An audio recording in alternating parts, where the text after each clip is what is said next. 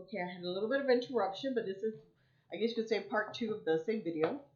Um, so I had just been discussing um, the three rules that existed in order to be able to control women's sexuality, and that had to do with the being able to be sure of the property rights. And this began about 6,000 years ago. Again, that's discussed in chapter 8 of my book. And and in chapter 9, I go on to discuss how patriarchy had to demonize the feminine, and that the strong sexual woman had to be made into a demon, and that we want, and then which was in that time frame symbolized by Lilith, the first wife of Adam.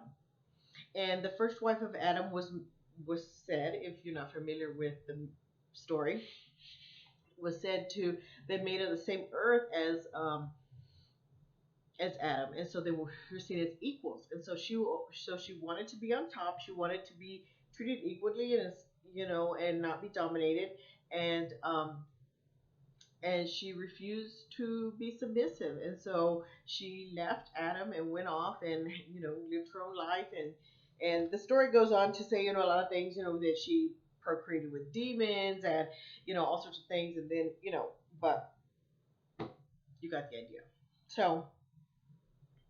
So then, Adam was lonely, and so he asked God to give him a partner who would be submissive. So, he made him, as the story goes, made him out of the rib of Adam, and made Eve out of the rib of Adam, so that in essence she would be part of him and therefore would be submissive to him. So the story goes. So anyway, um, that being said, the strong sexual woman, that story and that storyline, and that has been passed on, and that Eve being the submissive, wife, and the woman should be submissive to the man, has been carried on over and over with her sexuality controlled. This is very important in the establishment of patriarchy. But as we come, for all those maybe who have not read my book or who may be unaware, is that we're transitioning out of patriarchy. Literally, it's ended, but there's sort of, it's just hard to go for humans to go to one stage, to another automatically. So that we're transitioning, out of patriarchy and into a new era that's going to take a really long time to actually get there, but we're going to be figuring out what it is to be, what is equal. And so in that, we need to decide what is the positive aspects of the feminine and what are the positive aspects of the masculine, and take those forward, leaving behind the negative, hopefully of both. So that's the lesson, but it's going to take people a while to figure out what that is. But this brings us to the Super Bowl, and J Lo and Shakira's halftime show that people were saying that was highly sexual and very, inappropriate, or particularly for children. Okay, so this particular topic is very layered. If For those who have seen some of the other articles that have been going around, like on Facebook, is that particular, white women were uncomfortable with, the sexuality. But not only from my own particular experience regarding this subject, that it is very much a racial issue or a cultural issue, because, you know, um, it is perceived, and maybe true, I don't know, that, for instance, that the Latin culture is maybe more sexual, and it may be the case. There may be a lot more because of some of the how can I say, the Puritan, hardcore restrictive attitudes towards sex, and may have I guess you could say made it more, some people more, I don't know if the word is, I'm not really, I don't know, just restrictive more in the area of sex, and not as comfortable with it. That it's bad, that something that it should be. And this is both from even within, the Latin culture, that even still, that because of the Catholic Church and Christianity, that that sex is bad, that it's dirty, it's wrong, And that there's been a lot of comments that I saw that some people were saying about how they were hoes, like that J Lo and Shakira were hoes, and then what was the definition of a hoe, and all sorts of things. And I'm like, wow, here are two women who are professionals in their own right. I said they are two women who are attractive and they are millionaires and they have great success in their professional area that happens to be music, to be a performer. Well, in this case, because J-Lo also does movies and has done shows on TV, and so she's very versatile, very successful woman in her own right. And yes, that show may have been you know uh, provocative in nature, but I think it's was many people reacted to it very strongly due to the fact that because of the story of Lilith, that Lilith was demonized. I think men and women will, but and men, carrying that fear of the feminine. Because if you, for 6,000 years, if we thought that a very sexual, powerful, independent woman is a demon, then I might be scared if I see that on TV, you know? And it awakens those feelings. But the issue is that all that was essentially a lie. It was a made up story. Lilith and Eve. Or how can I say, the idea that it's split, that there are women who are, you could say, sexual, and that's bad, and women who are like Eve, submissive, and that's and that's pure and that's good, versus being independent and powerful and sexual, and and able to be in essence controlled by a man, is a demon, right? If you've grown up with that, either way, from either side, but it's particularly like with men, then that's going to be pretty scary when you see that. But if you realize that you've been socialized and ingrained, even if you didn't know it, and this is what this video is about, is to tell you is that you may not think that, you may think you're Christian, you may think you're Muslim, you may think you're Buddhist, but this idea of the negative feminine, of Lilith, the strong independent sexual woman, being kind of a demon, or that's both inappropriate, something to be feared, literally comes from Judaism.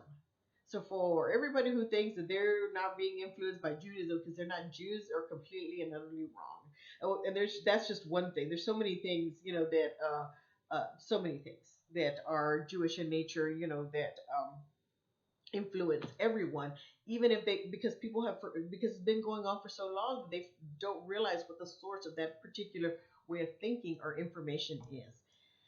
So so that's really where the story comes from, and this idea of that, you might have women who are more promiscuous and more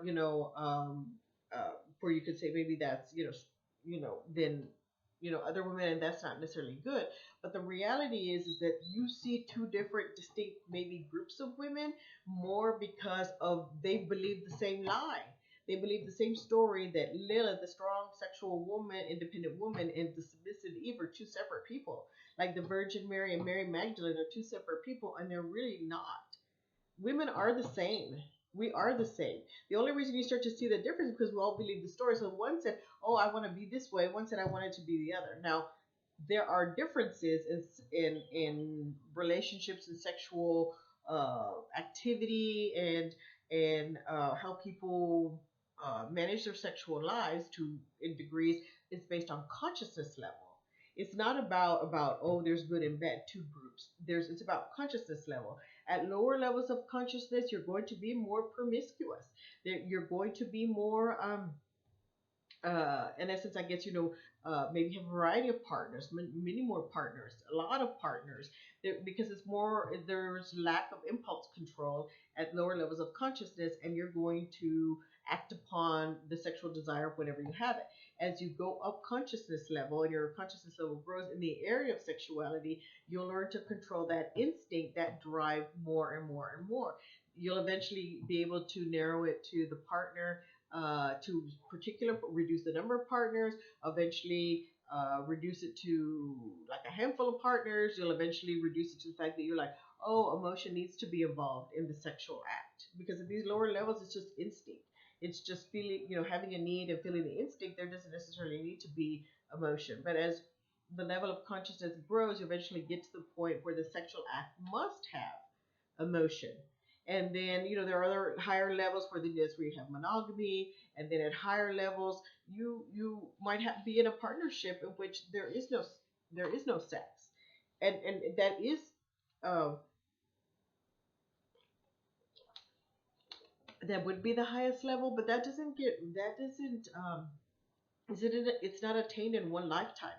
These consciousness levels are over many are attained over many lifetimes, thousands of years of lifetimes of living. That eventually you get to that high level, and very few people, a handful of people, a handful of couples in the whole world may ever be at that level where you would have a relationship where there might not be any sex and you'd be satisfied. Now, there are people who probably in relationships that there isn't sex, but it's not very satisfying and they're miserable. That would be that would be repression, and that would not be a good thing. But people who are truly satisfied, true and truly fulfilled at that level are very, very few. And so the expectation that people would not be sexual, and this is where I have my issues with Christianity and, well, really all of them. I guess Christianity, Islam, Judaism, on expecting there to be this perfect behavior with regards to sexuality, is just completely unrealistic. And so it's completely unrealistic. And so yeah, exactly. So it's very unrealistic. And so the issue is that women have had their sexuality repressed so much that I don't even think that men realize just how negative even that has impacted them. It has left for unfulfilling relationships. It has allowed for the dynamic between having a wife and a mistress. That whole dynamic that exists, it exists because of this dynamic. Oh, that the wife is the pure, kind of Virgin Eve one that's submissive, but then the wild, independent Lilith is the one that you have, fulfills your sexual needs, and there's a split. And so this is where infidelity comes in. This is where marriages fall apart, all because you believe that these people are separate when they're not. If you would just accept that for instance, that that all women are sexual beings and all women are, uh, how can I say, can be independent and powerful in their own way and still be part of a relationship, you know, um, then that's progress. Then that's really progress. That's when we've healed the wounds that have been placed by patriarchy over the last 6,000 years. And so we're only at the beginning of that, but this is what this video is about, is to say that, J Lo and Shakira's performance was putting a spotlight on that very thing about, the issue of Lilith, and that Lilith exists in every one of us. Well, even men have an aspect of Lilith, their wild sexual side that somehow, even for some men, gets buried. Because of restrictive sexual, uh, uh, how can I say, rules, or whatever then placed on religion. And yes, religion is trying to encourage higher consciousness, a higher consciousness of behavior, and that's, yes, that's the example, that's a guideline. But the issue is that we must all go through and experience every level of consciousness until we evolve to the point where yeah, you are monogamous, where you are, and maybe even evolve higher, where you're completely fulfilled in some ways without sex. But before that, which is the majority of us, because 80% of all of humanity is below a creative, consciousness level, that most people are not going to be there. That's not where we're at. And so I think we need to get to the point where we accept this is where we're at, and these are where we need to go.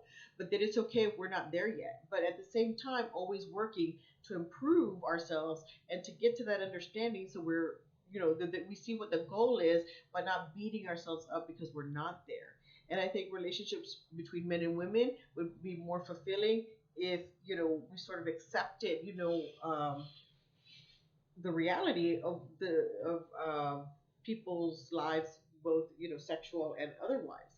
So so yeah, so the issue with religion is that they put that out there, like say, oh, like say for Catholic priests, that celibacy, is a great thing. Well, yeah. I mean, it's the highest form of consciousness if you're truly fulfilled because you're that connected, to God. You're that connected to the divine, so that the energy from the divine is fulfilling you. But like 0.0005% of people will ever get there in any given point in time in this world. So the majority of people are not going to be there.